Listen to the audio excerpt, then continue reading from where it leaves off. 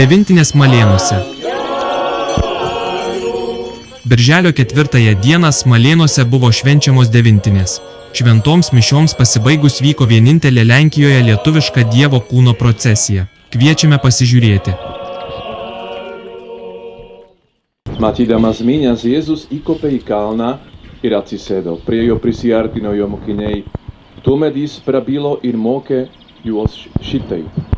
Palaiminti beturčiai, nes jų dangaus karalystė. Palaiminti romieji, nes jie paveldės žemę. Palaiminti, kurie liūdi, nes jie bus paguosti. Palaiminti, kurie alksta ir trokšta teisybės, nes jie bus pasotinti. Palaiminti gailestingieji, nes jie susilauks gailestingumo. Palaiminti nesuteptos širdies, nes jie matys Dievą. Palaiminti taikieji, nes juos vadins Dievo vaikais. Palaiminti persekiojami dėl teisybės, nes jų dangaus karalystė. Tikrai, palaiminti jūs, kai dėl manęs žmonės jums piktžodžiauja, jūs persekioja ir melagingai jūs apkalba. Džiaukitės ir linksminkitės, nes jūsų atpildas gausus danguje. Šventas Dieve, šventas galingasis, šventas amžinasis, pasigailėk mūsų. Šventas Dieve, šventas galingasis, šventas amžinasis, pasigailėk mūsų.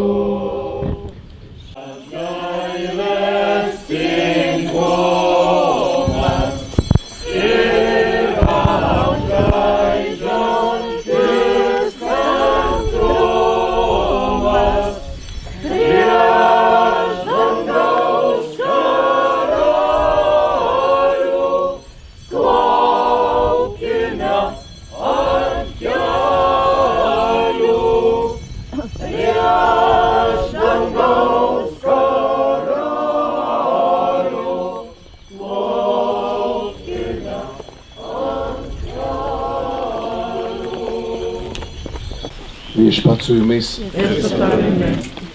Pasiklausykite šventojo Morkaus Evangelijos. Kartą didelė minia esant su Jėzumi ir neturint ko valgyti, jis susišaukė savo mokinius tarė jiems: gaila man minios, nes štai jau trečią dieną žmonės neatsitraukia nuo manęs ir nebeturi ko valgyti. Jei paleisiu juos namo nevalgiusius, jie apalps kelyje, nes kai kurie yra iš tolo atėję. Mokiniai jam atsakė: iš kur galės kas čia tyruose imti duonos jiems pavalgydinti? Jėzus juos paklausė: kiek turite duonos kepalų? Jie atsakė: 7. Tuomet Jėzus liepė miniai susėsti ant žemės, paėmė 7 duonos kepalus, jis dėkojo, laužė juos ir davė mokiniams išdalinti, o tie išdėstė ties minia. Jie dar turėjo kelias žuveles. Jas Jėzus taip pat palaimino ir liepė dalinti. Visi valgė ir privalgė. Paskui mokiniai dar pririnko 7 pintines trupinių. O valgiusių buvo apie 4000. Tai viešpaties žodis.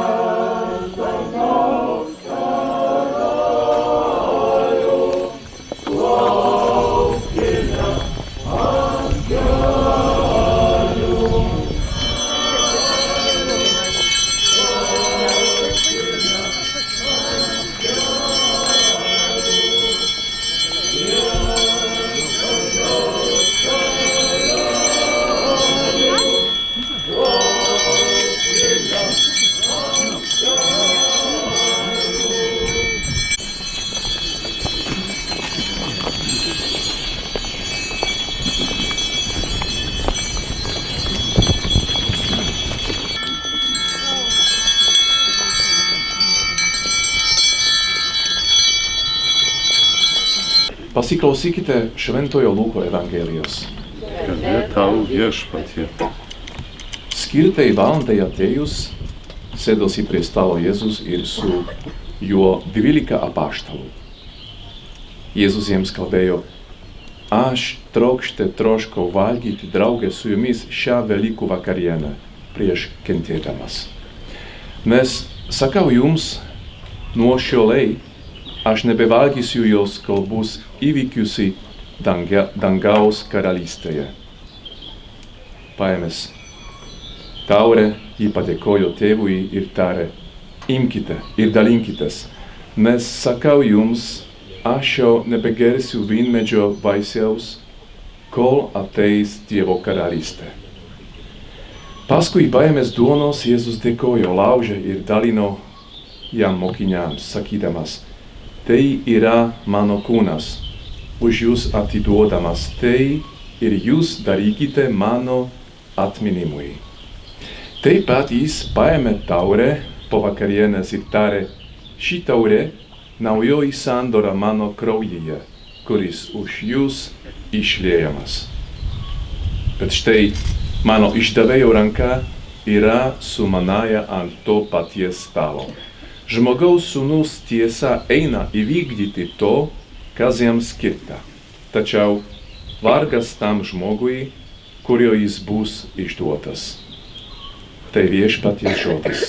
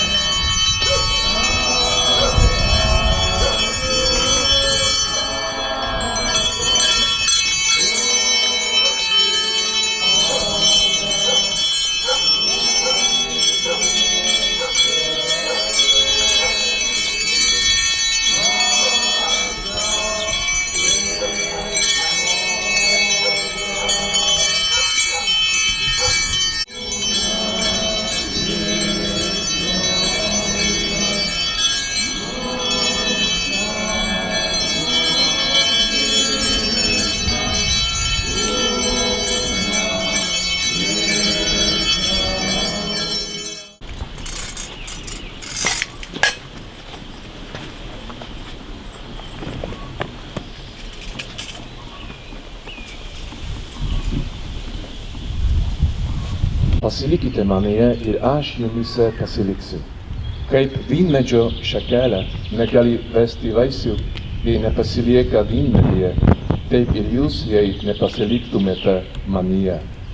Aš esu vynmedis, o jūs šakelės.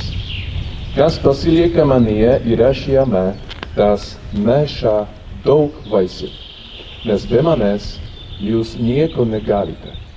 Jei kas nepasiliktų manyje, bus numestas šalin, kaip nulūžusi šakelė, kuri sudžiūsta, paskui jas surenka, įmeta į ugnį ir jos sudega.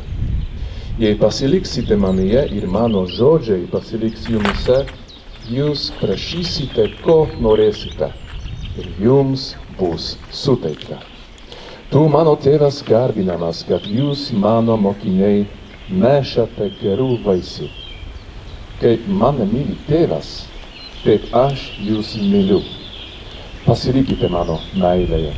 Jei vykdysite mano įsakymus, jūs pasiliksite mano meilėje, kaip aš įvykdžiau savo tėvo įsakymus ir pasilieku jo meilėje.